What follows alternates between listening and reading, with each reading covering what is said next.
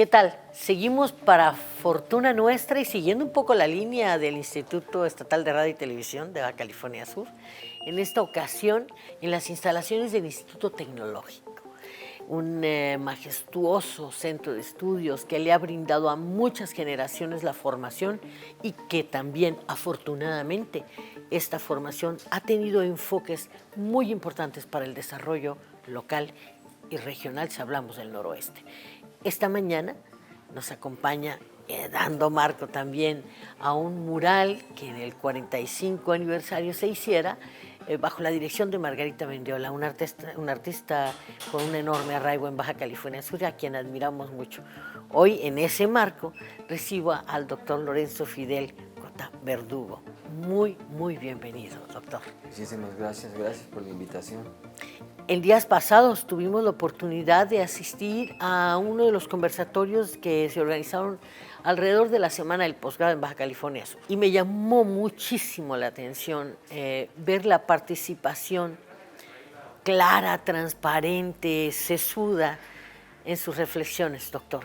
Reflexiones que iban, y hace rato lo hablábamos, tras bambalinas, desde la sustentabilidad hasta la sostenibilidad.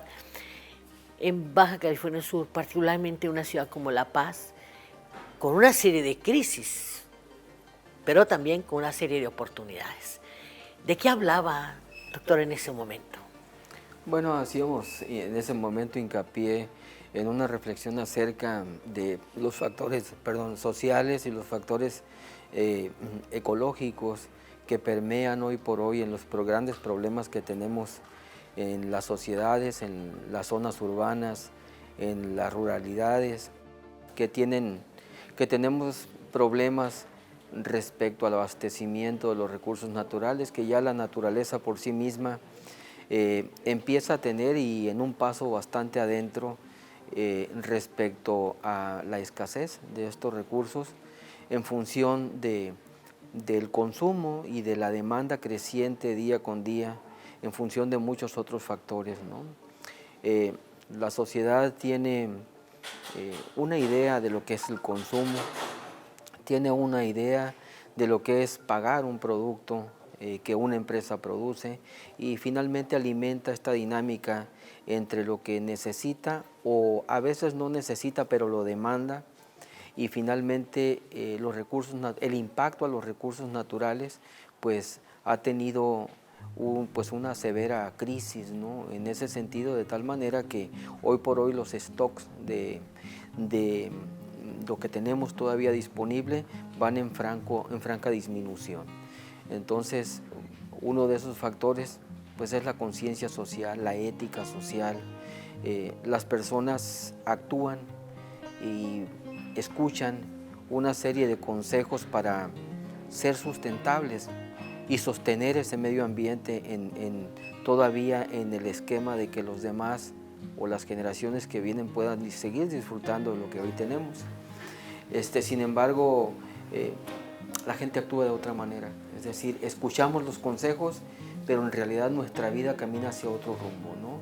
¿Qué pasa ahí? ¿Qué pasa ahí, doctor? La primera reflexión sería, ¿cómo hacemos para armonizar esa necesidad, esa demanda, contra lo que tenemos, este inventario que está escaso ya?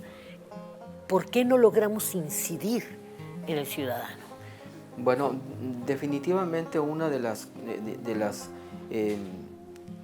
digamos, algunas de las cosas que debemos implementar no están en nuestras manos, es decir, en la conciencia individual. No, hemos visto a lo largo del tiempo que las personas, los ciudadanos, no tenemos esa conciencia explícita de explicarnos a nosotros mismos las razones de por qué consumimos más de lo que realmente necesitamos. Este debe de ser un cambio de fondo en donde las instituciones, pero con una conciencia de decir verdad, sí lo voy a hacer, sí lo vamos a implementar, sí le vamos a dar seguimiento, sí vamos a hacer cambios, pero cuando estamos en los primeros niveles de estudio, y empezar a cambiar el modelo de consumo que tenemos hoy por un modelo más consciente y ético, que los niños aprendan desde las primeras fases de ingresar a adquirir conocimiento, que el conocimiento no solamente son las cosas que necesitamos como herramientas matemáticas, redacción, etcétera, etcétera, sino que tenemos que tener una postura de cambio radical en la forma de ver los elementos que están en nuestro entorno. ¿Qué tipo de cuidado debe de tener? ¿Qué debemos de hacer?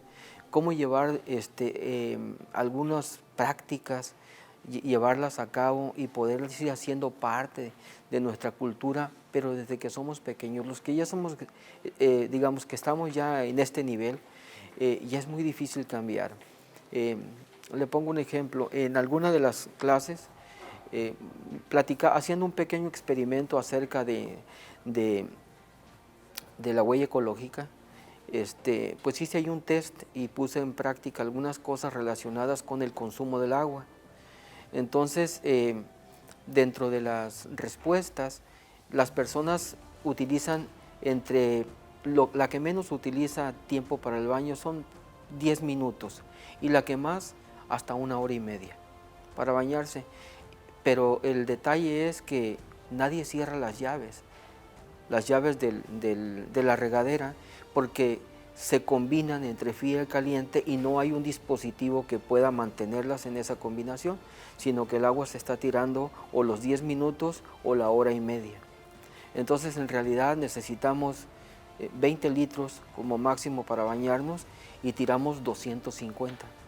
Entonces a eso me refiero con la conciencia, es decir, debemos de cambiar nuestros patrones de uso de los recursos, debemos cambiar nuestros patrones éticos, ¿no? En términos de si estoy haciendo un mal, aunque sea la naturaleza, no te contesta en términos de lo que le hace un ser humano, pero te contesta en términos de la escasez y la extinción. Correcto, doctor, pero aquí usted habla de un punto fundamental, habla de ética, habla de una ética individual. Es decir, la ética en el campo estricto de la conducta humana, dijéramos, tenemos una oportunidad enorme ahí. Pero le voy a hacer una pregunta compleja. Cuando hablamos de la ética empresarial, hace rato decíamos, bueno, si yo estoy cuidando mis 20 litros de agua, pero llega una empresa X y desborda de agua su proceso, ¿qué pasa ahí?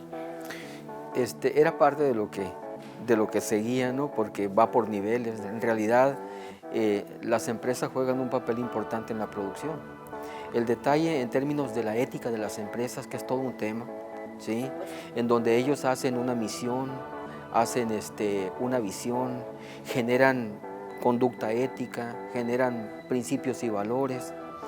En algunos casos, y con todo respeto para las empresas, es letra muerta, ¿sí? Porque digamos que publicitan o publican más bien todos los elementos en el deber ser ético y moral de la empresa, y en la realidad funcionan de otra manera.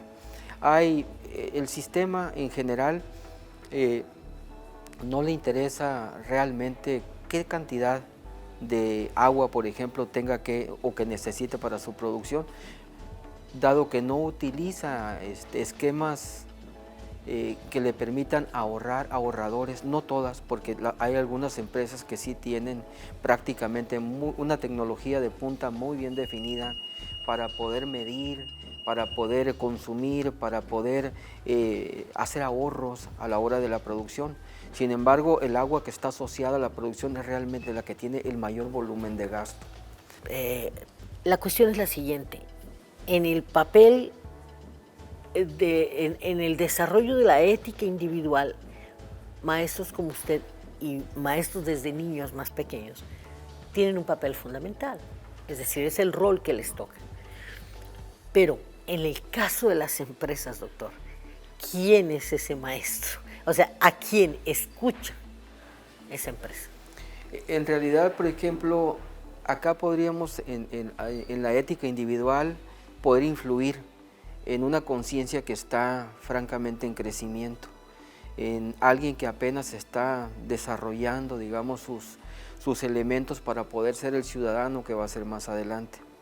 Dentro de las empresas, ¿quién es quien debe de manejar? Bueno, primeramente las cabezas, pero tienen que ser controladas por una normatividad institucional.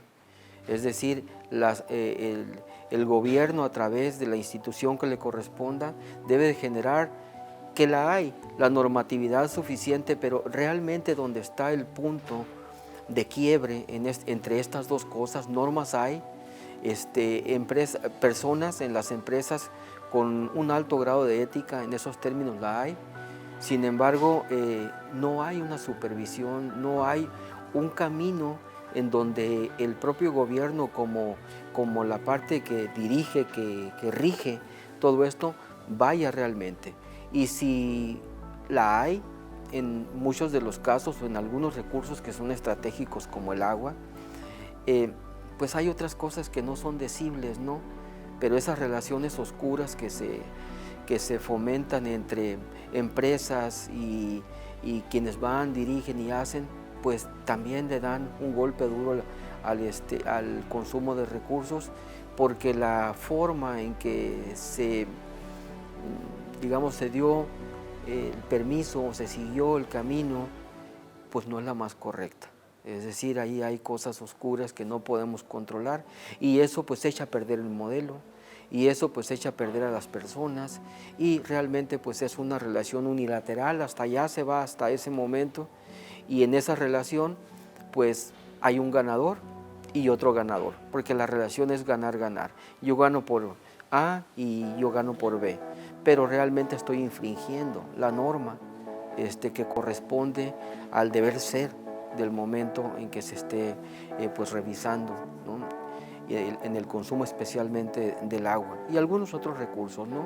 También el hecho de la contaminación es lo mismo. Tenemos una norma oficial mexicana que nos dice que hasta tanto, dependiendo del tipo de empresa, pero por ese mismo camino que le comento, pues puede contaminar el doble o el triple. Sin que pase nada, ¿no? A veces. Eso no se puede controlar. Entonces, la supervisión, digamos, estratégica, para alguien que vuelva a ir otro supervisor o tal vez un tercero para entonces hacer una relación de qué hizo uno, qué hizo el otro, ahí se puede descubrir una serie de irregularidades que realmente pasan por la puerta grande y no pasa nada, ¿no? Yo me quedo porque se me hace brevísimo el tiempo cuando escucho inteligentes planteamientos como el de usted, doctor. Quiero pensar que hay salidas, que hay modelos de gestión de los recursos, que el propio Instituto Tecnológico está alentando y anidando en la mente de sus jóvenes. Sin embargo, me gustaría robarle en otro momento una continuación de esta entrevista. Hablar justamente de los modelos de gestión del agua, por ejemplo, de los casos fallidos en América Latina, que usted analiza tan concienzudamente en su tesis, una tesis que le prometo leer a profundidad. Gracias. Porque se veía apetitosa. Bueno, doctor, pues solamente agradecerle este momento en su espacio, irrumpimos su espacio con la certeza de que íbamos a encontrar respuestas. Y así ha sido. Muchísimas gracias, doctor, por su tiempo. Muy amable. A usted, gentil auditorio. Quédese porque a este reloj de tiempo de ciencia le quedan varios minutos.